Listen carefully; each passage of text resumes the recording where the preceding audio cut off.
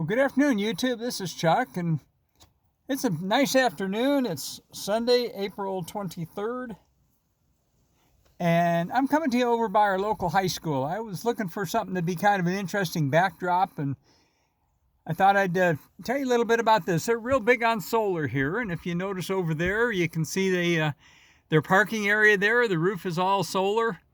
And that's passive solar, of course, it doesn't move, but over here they actually have an active solar field that actually tracks the sun. So this late afternoon, the panels are tilted that way. After the sun goes down, they'll tilt back over this way to catch the morning sun, and then they'll follow the sun as the sun tracks through the sky. We get a lot of sunshine here, and solar's real popular, especially around a lot of the public buildings. Even the fire station I used to work at has extensive solar on the roof these days. Another little thing while I'm showing you this view is if you notice over the top of those solar panels, you see there's a couple of trees here that have some yellow leaves on them. Well, we have a particular species of oak tree here that instead of dropping their leaves in the fall, it actually drops their leaves in the spring, because we have a lot of hot summers here, and they've adapted over who knows how many hundreds of thousands of years to the point where they drop their leaves in the spring so that they don't lose a lot of moisture due to having extra leaves during the hot, dry season. That's something I haven't seen before, but you can see it real plainly in the view I'm showing you. But that's not really what I'm going to talk about today. Let me get over here so I can talk to you. I was looking through YouTube today, and I happened to stumble onto a channel I hadn't seen before, and it's a young couple out of Portland, Oregon, who bought an old Cal Fire crew carrier and converted it into a mobile tiny house. And I'm always kind of interested in that kind of thing. And, you know, there's a lot of people converting vans and a lot of people converting buses. And I like kind of the offbeat, little quirky stuff, something a little unusual. And I watched a couple of their videos today, and I thought that was pretty interesting. The channel, if you want to go check it out, is called Bus on a Budget. And it's a young couple, and they talk about the trials and tribulations of building their tiny house. And I found it kind of interesting, so I give a little shout out to them. But it got me thinking that, I've got this van, and I love my van, but it's old.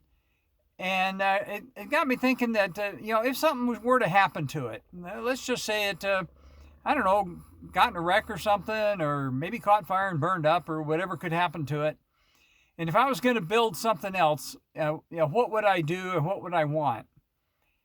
Well, I like the idea of the crew carrier. I think the only thing I can see wrong with that build was there's two things that would be fatal flaws for me. And one, I want to be able to get from the back to the front without going outside. And that of course, that rules out things like truck campers and that sort of thing. And the other thing, I definitely want to be able to stand up in it. And I'm not quite sure that one was tall enough where I could stand up in it.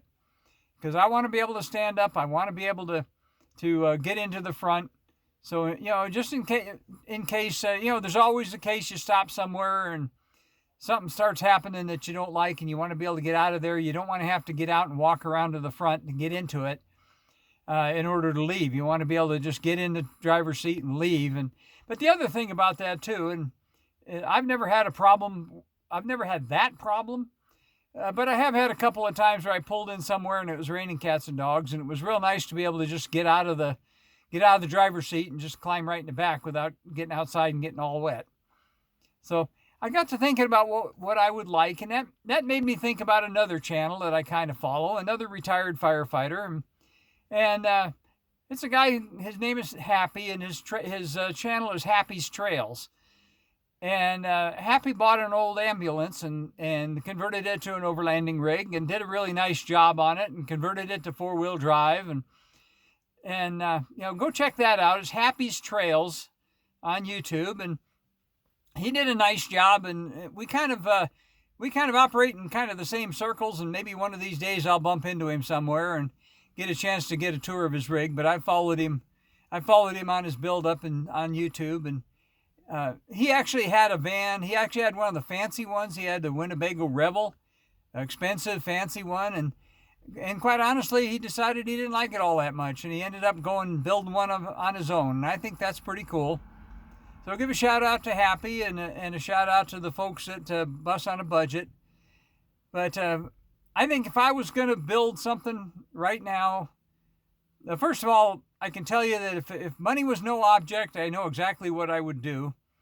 If I won the lottery, so I had all kinds of money, I would probably buy a Ford cutaway chassis and send it over to Field Van in Reno and have them build out a van, just a fancier version of basically what I got, a newer, fancier version. I think they do a really nice job. They're pretty expensive. Not as expensive as the Earth Roamer, like I showed you on my community page the other morning, but they're pretty pricey. But I kind of like that technology. The idea of the Ford Transit, somehow I can't get to like those as much as I want to try to like them. And same thing with the Sprinter vans. I kind of like the old look better. But if I didn't have that kind of money, I think I would probably try to find an ambulance, a box ambulance, what they call a Type 3 or even a Type 1. Those of you who aren't familiar with it, the Type 1 is one that's built on like a 1-ton truck chassis with a box on the back. Type 2 ambulance is the van ambulance, and Type 3 is the van cutaway type ambulance. And I think I'd probably either a Type 1 or a Type 3 ambulance and build like a overlanding type theme rig out of that. As long as I could find one tall enough I could stand up in and one that had to pass through. I'm not sure what I think about diesels. Everybody likes the 7.3 diesel, and I had 3 of those, and they were fine. The first one was so dang noisy you couldn't hear yourself think, but they quieted them down after they got a little down. A few more years into that, they quieted them down, and I think that would be okay. Even Bob Wells from Cheap RV Living, he went to a Chevy ambulance with the Duramax diesel, and that wouldn't be bad either. His something like that would be okay.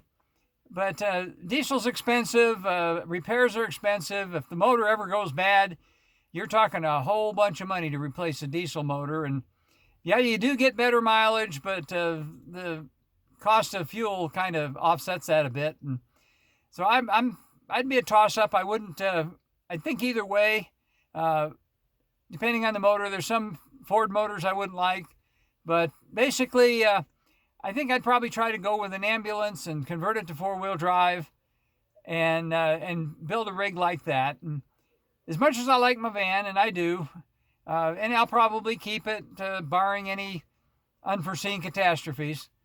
But I think that's probably the direction I'd go if I was looking at doing something different. I've looked at a number of real oddball rigs. I looked at a guy that had a bookmobile, and that was pretty neat. That was a big, heavy old thing. And I looked at a guy that had some kind of a utility truck that worked off a lineman, that linemen worked out of, and that was kind of clever the way he set that up as well.